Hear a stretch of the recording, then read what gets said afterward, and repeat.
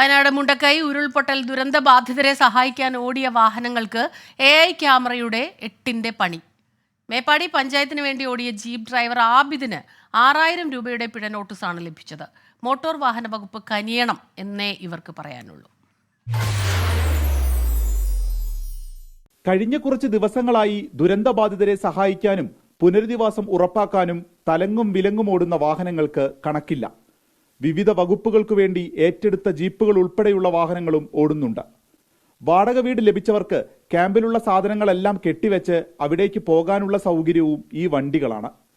ഇതെല്ലാം നിരീക്ഷിച്ച AI camera ഇരുട്ടടിയാണ് ഡ്രൈവർമാർക്ക് കൊടുത്തിരിക്കുന്നത്. മേപ്പാടി പഞ്ചായത്തിനു വേണ്ടി 4 ജീപ്പുകളാണ് ഓടുന്നത്. ഡ്രൈവറായ ആബിദിന് 11 ദിവസങ്ങൾക്കിടെ നിയമലംഘനങ്ങൾ ചൂണ്ടിക്കാട്ടി 6000 രൂപയാണ് പിഴ വന്നിരിക്കുന്നത്. ക്യാമ്പിലേക്ക് ആളെ കൊണ്ടുപോയാലും അപ്പോൾ ലഗേജും അതേപോലെ ഒരുപാട് സാധനങ്ങളുണ്ട്. അപ്പോൾ ഇവരെ ഒന്നും കയറ്റണമെന്ന് നമുക്ക് പറയാൻ പറ്റില്ല. പിന്നെ ആള് ഫ്രണ്ടിലൊക്കെ ഇരുന്ന് പോകുന്നുണ്ട്. അവരോട് കയറരുതെന്ന് ഞങ്ങൾക്ക് പറയാനും കഴിയുന്നില്ല. അതുകൊണ്ട് AI ക്യാമറ അടിച്ചിട്ടുണ്ട്. എനിക്കൊക്കെ 6000 രൂപ ഇപ്പോൾ എനിക്ക് വന്നിട്ടുണ്ട്. അപ്പോൾ അതിന് RTO നമുക്കതിനൊരു സൊല്യൂഷൻ നമുക്ക് കണ്ടെത്തി തരണം എന്നാണ് ഞങ്ങളൊക്കെ പറയുന്നത്. മുൻവശത്ത് കൂടുതൽ ആളുകൾ കയറിയതിന് വരെ പിഴ വന്നിട്ടുണ്ട്.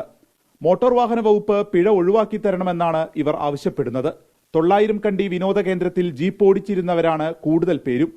ഈ ടൂറിസം കേന്ദ്രം അടച്ചിട്ടതോടെ ഉപജീവനം പ്രതിസന്ധിയിലായി. അപ്പോഴാണ് ഇങ്ങനെയൊരു AI ക്യാമറ പണി കൂടി. വിപിൻ C. വിജയൻ, 24 വയനാട്.